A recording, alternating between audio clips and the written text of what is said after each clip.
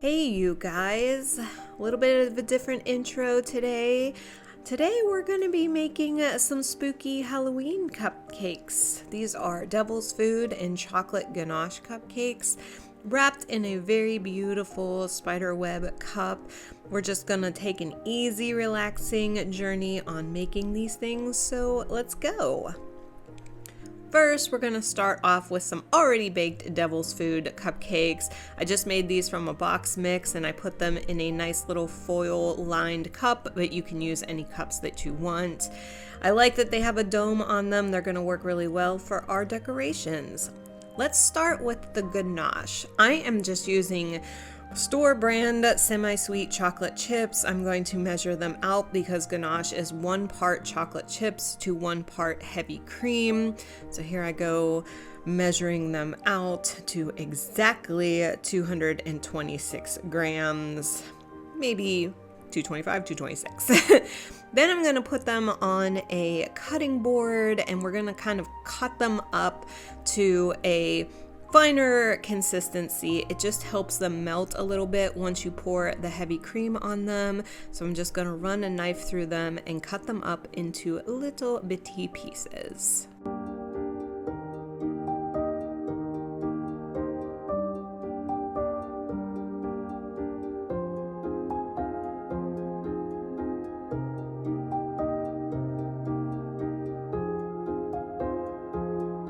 Now that they're cut into small pieces, we're going to transfer them back to the bowl because this is the bowl that we're going to be mixing the ganache in. So we're just going to transfer them all back and then we're going to measure out our heavy whipping cream. So you can use any type of heavy whipping cream. Do not use half and half.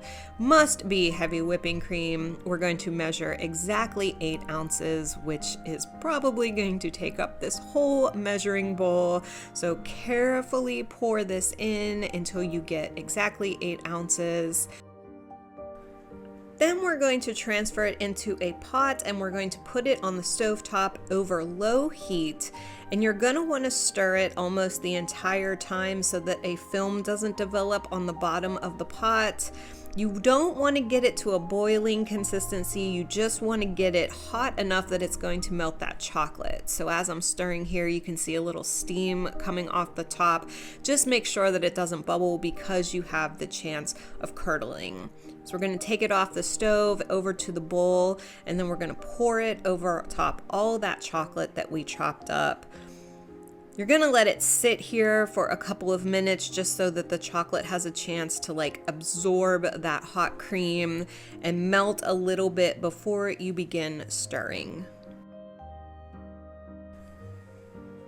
After letting it sit for a few minutes, you're going to take your spoon and you're going to gently stir and incorporate that cream into the chocolate. Let this be a meditative experience. Don't rush, just keep folding and stirring and working that chocolate and cream together. It's going to eventually turn into a nice, silky, dark chocolate color. Just enjoy the process.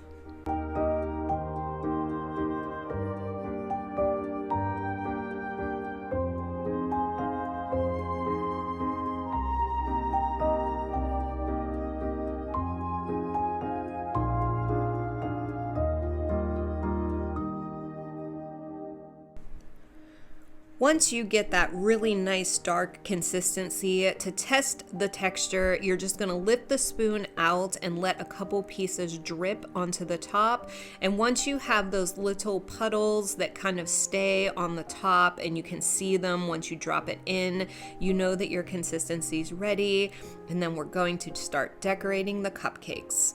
We're going to take our pre-made cupcakes and then we're just going to dip them into the bowl from top down, and you want to try and get it as close to the edge as possible. You can turn it, roll it, twist it, however you can, and then tap off the excess and then kind of see that you got it all even around all the sides. This is going to leave a nice, shiny, smooth chocolate consistency on the top of the cupcake, and that is perfect for decorating.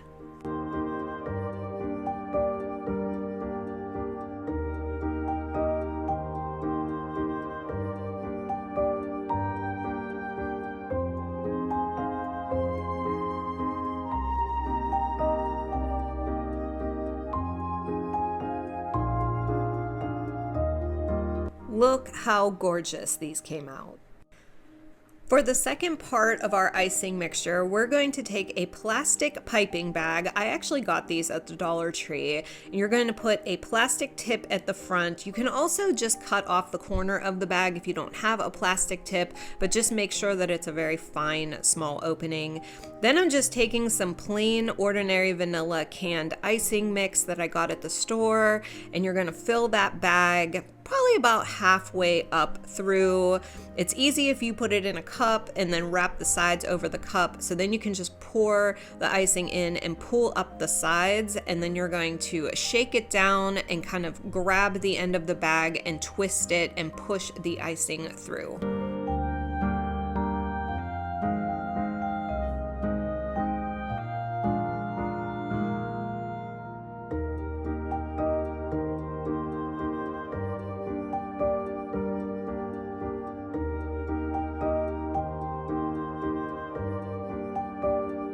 So now we're gonna take our glazed cupcakes. Look how beautiful these came out. So smooth, so shiny, and this is such a delicious chocolate topping. But we're gonna take our bag and squeeze a little bit to the tip, and we're just going to put a little bit of white icing decoration on each one.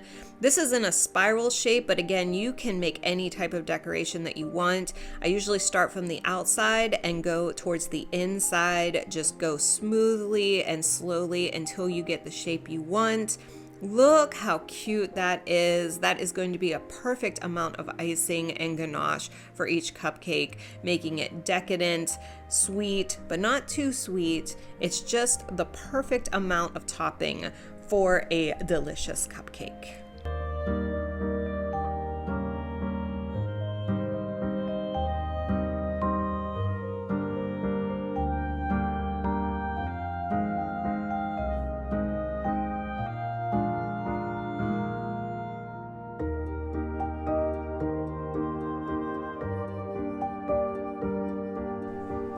How gorgeous are these, guys? They are so cute, so festive for spooky season, but we are going to just make them a little bit more special. But these are kind of giving me Beetlejuice vibes, aren't they? I think they came out so super cute and absolutely delicious looking. But here we go. We are going to make them a little bit more special. We're going to take some of these spiderweb die cut cupcake liners that I purchased at the Dollar Tree as well. So we're just going to snap them together with the paper tab and then just set the cupcake inside the liner. And that is going to make a cute little addition to the spooky cupcakes. Oh my gosh, so gorgeous. I love these. So cute.